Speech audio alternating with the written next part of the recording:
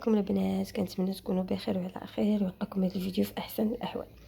اليوم غادي ندير لكم واحد الوصفه اللي زوينه بزاف للكحبه، يعني الناس اللي عندهم الكحبه، سواء الوليدات الصغار سواء الناس الكبار. شوفوا الوصفه راه غادي نحتاج فيها غير اللفت البيض، ها هو شديته هنايا قشرته وحطيته، وغنحتاج فيها بول في غادي نحكو وحكاكه وسنيده والعسل الحر. الا عندكم العسل الحر ديروه، ما عندكمش العسل الحر ديروا غير سنيده. المهم خليكم معايا، انا غادي نحكو وغادي نرجع لعندكم.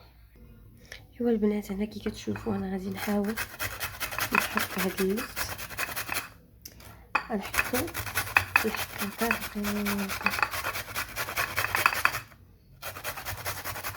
غادي نحكو كامله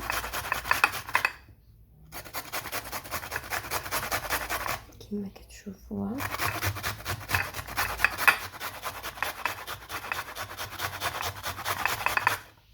شوفوا هانتوما، شوفوا كتعطينا هاد الشكل، شفتوها؟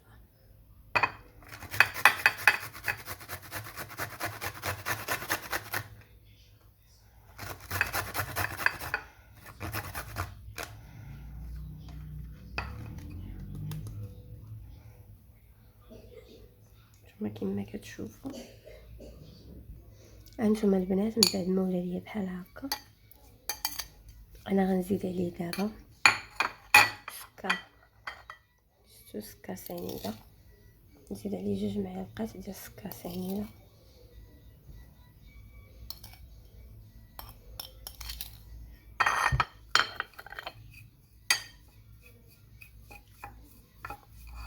وانا غنزيد عليه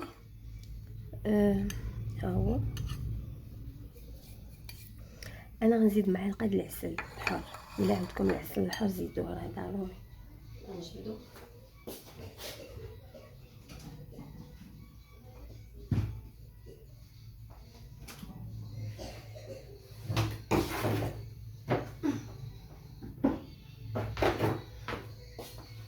انا واخده هذا، شفتوا؟ عسل ديال الاوكاليبتوس. غادي انتما كما شفتوا ندير معلقه.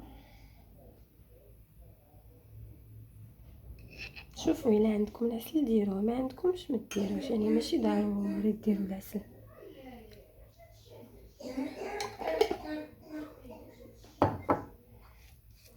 صافي نخلطو بحال هكا.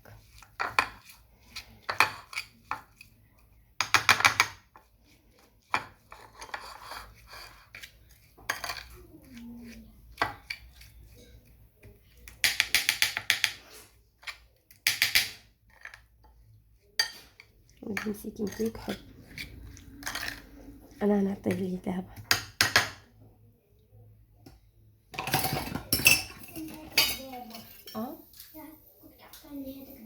واخا ماما، انا نعطيه لولدي.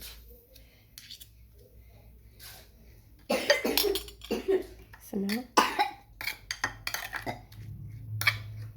الكحبه هادي قهرت الوليدات الصغار والله.